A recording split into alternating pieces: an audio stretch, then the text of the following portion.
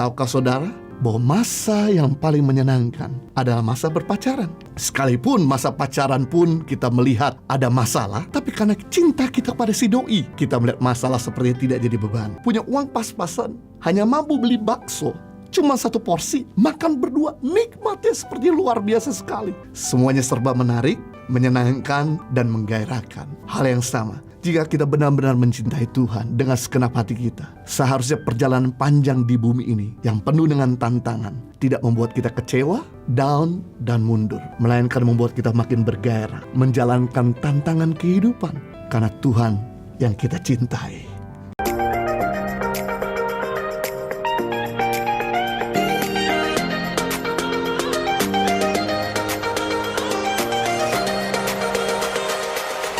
Kalau kita semua senang dengan sebuah judul khotbah, saya beri khotbah saya dengan tema undangan pesta. Mari kita lihat firman Tuhan dalam Matius pasal 22 ayat 1-3. Lalu Yesus berbicara pula dalam perumpamaan kepada mereka. Hal kerajaan sorga seumpama seorang raja yang mengadakan perjamuan kawin untuk anaknya. Ia menyuruh hamba-hambanya memanggil orang-orang yang telah diundang ke perjamuan kawin itu. Tetapi orang-orang itu tidak mau datang. Ia menyuruh pula hamba-hamba lain. Pesannya, katakanlah kepada orang-orang yang diundang itu, sesungguhnya hidangan telah kusediakan. Lembu-lembu jantan dan ternak peliharaanku telah disembelih. Semua telah tersedia. Datanglah ke perjamuan kawin ini. Tetapi orang-orang yang diundang itu tidak mengindahkannya. Ada yang pergi ke ladang, ada yang pergi ngurus usahanya, ada yang lain menangkap hamba-hamba itu, menyiksanya dan membunuhnya. Maka murkalah raja itu, lalu menyuruh pasukannya ke sana untuk membinasakan pembunuh-pembunuh itu dan membakar kota mereka. Sesudah itu ia berkata kepada hamba-hambanya, perjamuan kawin telah tersedia, tetapi orang-orang yang diundang tadi tidak layak untuk itu. Sebab itu pergilah ke persimpangan-persimpangan jalan dan undanglah setiap orang yang kamu jumpai di sana ke perjamuan kawin itu.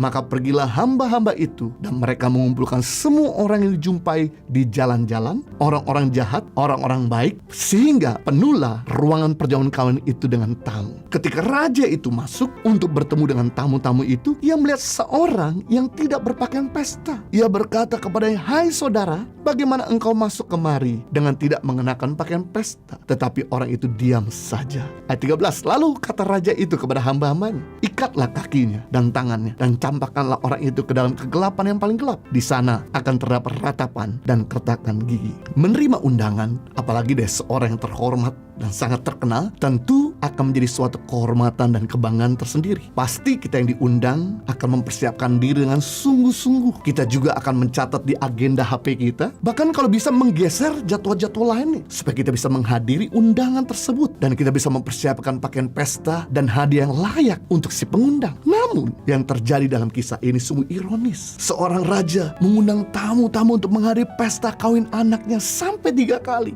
Namun tidak ada satupun yang hadir pada perjamuan kawin itu. Ada saja alasan mereka untuk menolak undangan itu. Masing-masing mementingkan urusan pribadi mereka. Dan bahkan ada yang dengan kasar menganiaya, membunuh utusan-utusan raja yang menyebut mereka. Jelas sikap ini sangat meremehkan sang raja. Tidak ada hukuman yang lebih pantas daripada ditumpaskan mereka semua. Kemudian undangan perjamuan kerajaan disebarkan lagi kepada setiap orang yang bukan tamu kehormatan. Raja menyatakan anugerahnya kali ini kepada semua rakyat. Dari perumpamaan ini, Yesus sedang menjelaskan bahwa undangan masuk kerajaan sorga bukan hanya untuk orang rohaniawan saja, tapi juga untuk semua orang. Bukan hanya untuk orang Yahudi saja, tapi untuk semua kaum, bahasa, dan bangsa. Nah, kita akan mempelajari ada 3 pelajaran dari perumpamaan tentang perjamuan kawin ini. Yang pertama, mempersiapkan diri sebelum ke surga adalah suatu yang menyenangkan dan menggairahkan. Yesus berkata dalam Matius 22 ayat 2, kerajaan surga itu seumpama perjamuan kawin. Oleh karena itu Rasul Paulus berkata di dalam 2 Korintus 11 ayat 2, aku telah mempertunangkan kamu dengan laki-laki suci,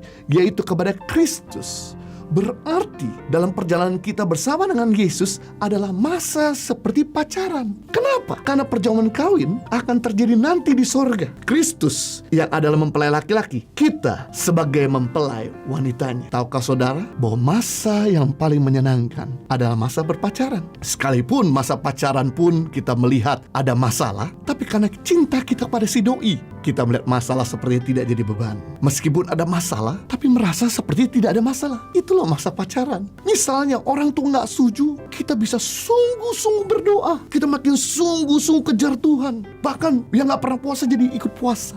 Dimana ketika kita kehujanan untuk naik bis bersama-sama, kayaknya senang-senang aja.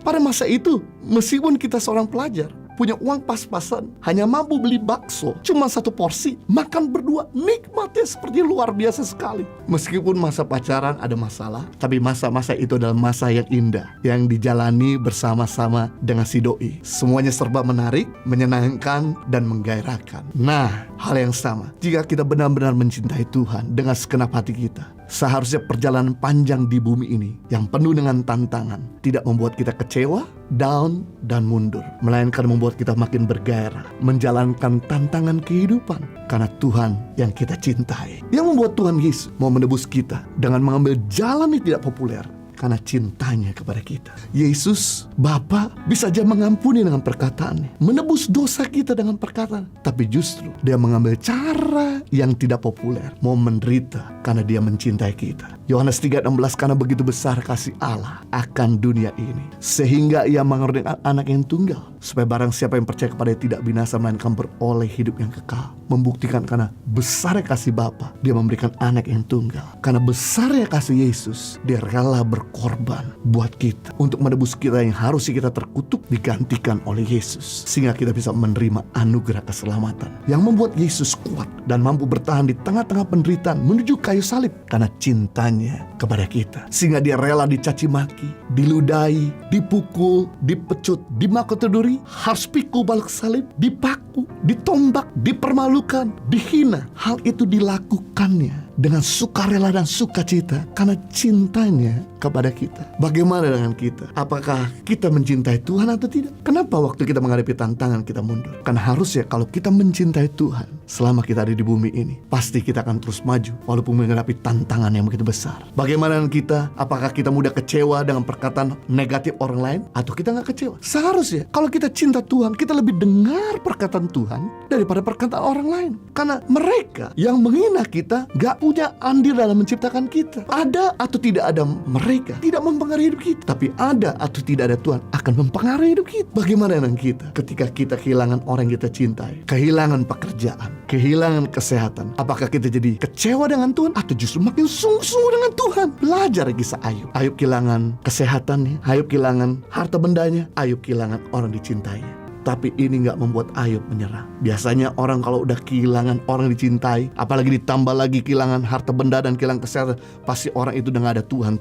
Orang itu pasti udah kecewa, pasti mundur. Tapi saya belajar dari Ayub, justru Ayub tetap datang sama Tuhan sambil memuji Tuhan. God is good all the time God is good. Sambil berkata, Engkau yang memberi, Kau bisa mengambil, Engkau juga bisa mengembalikannya. Dan menarik, ketika Ayub sungguh-sungguh bersyukur kepada Tuhan, apa yang terjadi? Tuhan mengembalikan keadaan Ayub persis 2 kali lipat. People come, people go, but the Lord stay. Orang bisa datang, orang bisa pergi, tapi Tuhan tetap tinggal bersama-sama kita. Keadaan boleh tidak bersahabat, tapi Tuhan tetap bersahabat. Keadaan boleh tidak baik, tapi Tuhan tetap baik untuk kita. Bagaimana dengan kita? Seandainya keadaan tidak berjalan sesuai dengan rencana kita, apakah kita jadi orang yang menggerutu, marah-marah, tidak bisa terima, atau kita jadi orang bersyukur? Katakanlah bahwa bersyukur itu bukan sekedar berterima kasih atas berkat yang kita terima, tapi bersyukur menarik mujizat yang baru untuk datang dalam hidup kita. Ketika Yesus berhadapan dengan orang yang membutuhkan makan, di depannya ada 5.000 orang, sedangkan di tangannya cuma ada 5 roti dan 2 ekor ikan. Yang dilakukan sama Yesus adalah dia menghadap ke atas, diawali doanya dengan ucapan syukur, dan ketika dia bersyukur,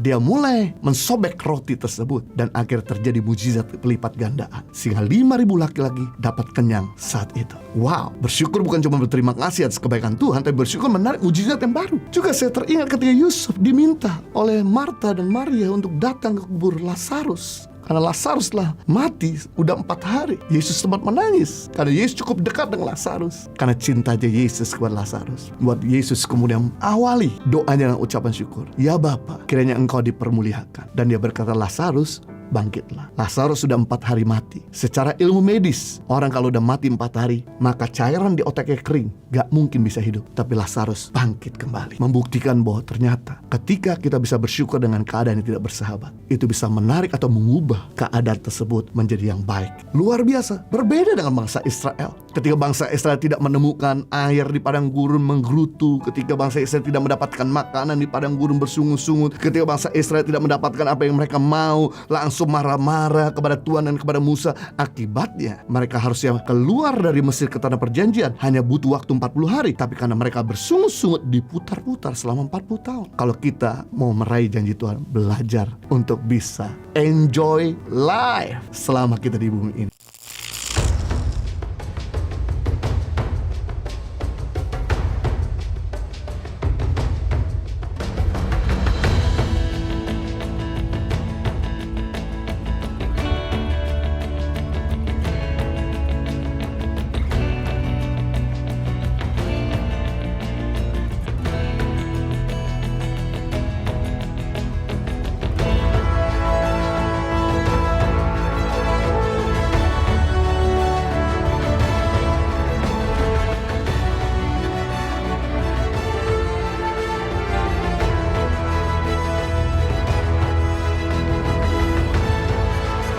Cerita anak pedalaman dalam meraih mimpi dan mengejar cita-cita bersama Tangan Pengharapan.